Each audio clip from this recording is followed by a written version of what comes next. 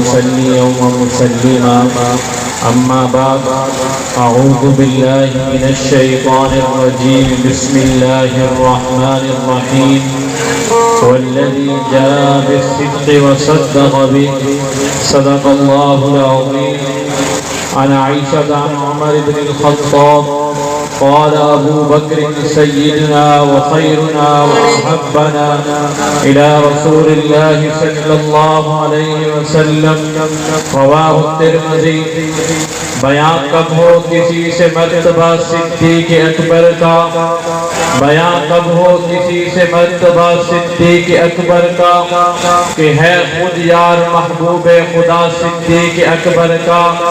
نبی کے بعد دنیا میں افضل درجہ آپ کا، نبی کے در سے یہ رتبہ بڑا صدیق اکبر کا.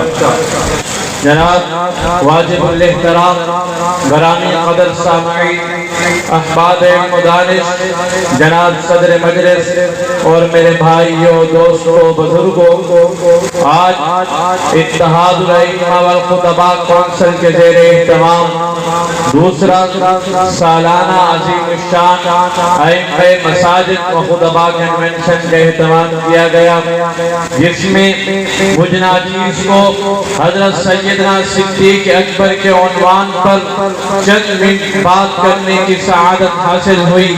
میں جب سیدنا صدیق اکبر کی زندگی کا مطالعہ کرتا ہوں تو یہ سوچنے پر مجبور ہو جاتا ہوں کہ حضرت سیدنا صدیق اکبر کے کن کارنامے اور جو ان کی اسلام پر خدمات ہیں اور کروڑوں احسانات ہیں کن کن کو بیان کیا جائے.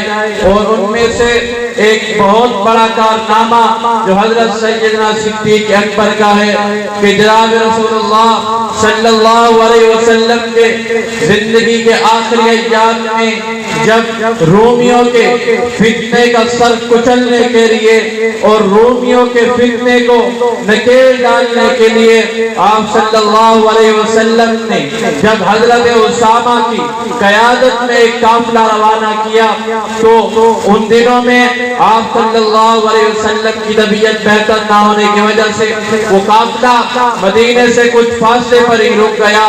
اور انہی دنوں میں جب آپ صلی اللہ علیہ وسلم کا وصال ہوا تو حضرت ابو بکر صدیق نے اولین جانشین کی حیثیت سے اور رسول اللہ صلی اللہ علیہ وسلم کا سب سے پہلا امتی بننے کی وساطت سے جب خلافت کا تاج پہنا، جب خلافت کی کرسی پر براجمان ہوئے تو پھر صحابہ کرام نے اکٹھے ہو کر حضرت ابوبکر صدیق کو فرمایا کہ اب ہم کمزور ہو چکے ہیں، اب ہماری کمر ٹوٹ چکی ہے کیونکہ ہمارے اوپر ہمارے سرپرست جناب رسول اللہ صلی اللہ علیہ وسلم کا سایہ نہیں رہا. تو گویا آپ یہ فیصلہ کریں کہ اس قافلے کو واپس بلا لیں.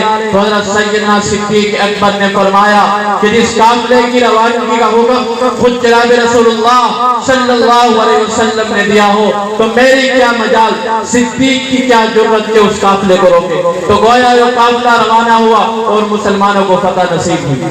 حضرت سیدنا صدیق اکبر کی شخصیت کیا ہے، حضرت سیدنا صدیق اکبر کون ہے، حضرت سیدنا صدیق اکبر کی ذات کیا ہے. حضرت سیدنا صدیق اکبر وہ شخصیت ہیں کہ جنہیں مراد رسول حضرت عمر فاروق نے اپنا امام مانا ہے. حضرت سیدنا صدیق اکبر وہ شخصیت ہیں کہ جنہیں داماد رسول حضرت عثمان ذی النورین نے اپنا پیر و مرشد مانا ہے. سیدنا صدیق اکبر وہ شخصیت ہیں کہ جنہیں حضرت علی کرم اللہ وجہ نے اپنا خلیفہ مانا ہے.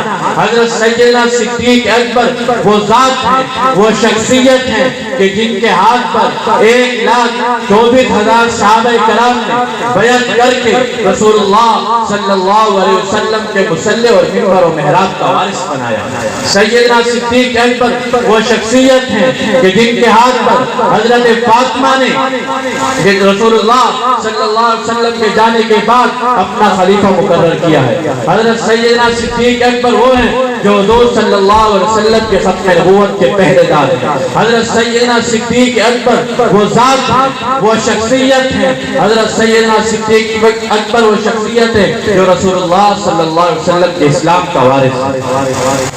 میرے بھائیو دوستو بزرگوں، اللہ تعالیٰ نے حضرت سیدنا صدیق اکبر کی صفت اتنی پسند آئی کہ ہر کام اور نیکی میں پہل کرنا۔ آج اس دنیا میں حضرت سیدنا صدیق اکبر کو ان کے اصل نام حضرت عبداللہ بن ابو قحافہ کے نام سے پہچاننے والے بہت کم ہیں، بلکہ اللہ تعالیٰ نے ان کے اصل نام کو پردہ خفا میں رکھ کے ان کی کنیت حضرت ابو بکر صدیق کو مشہور و معروف کر دیا۔ المنجد عربی لغت کی ایک کتاب ہے جس میں بکر کا معنی لکھا ہے کسی چیز میں پہل کرنے والے۔